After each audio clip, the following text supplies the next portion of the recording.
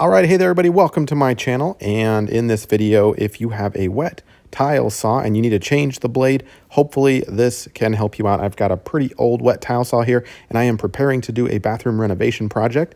So be sure to subscribe if you would like to follow me through that process. It's going to be pretty cool, I think. But anyway, you can see I've already removed the plastic covering here from the wet tile saw blade, and this is a diamond tipped blade. I will put a replacement link in the description below if you are interested in picking up a replacement. There's lots of different ones on the marketplace. I'm not going to review any in this video, but I will definitely be reviewing the one that I ultimately choose to go with.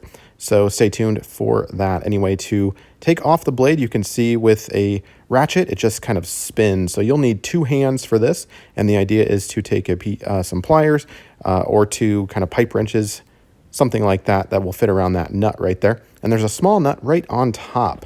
So I'm going to put the camera down and change angles here in just a second, but this is kind of the idea. And you'll want to twist in opposite directions to pop that bolt off, just like that. It doesn't take too much strength. I'm kind of a weenie, so I had to put a little extra elbow grease into it. But anyway, it'll pop off like that, the nut first, and then the little protective casing around that. And then the blade just slides right off. This one is really, really old, so it's definitely time for a replacement. Now make sure when you come time to buy a replacement, you get the correct arbor, which is the hole there. This is a 5/8 arbor and a 7-inch blade. And to put it back on, you just reverse the process. Make sure everything is pretty snug. You don't have to overdo it or anything. Don't want to crack or break anything.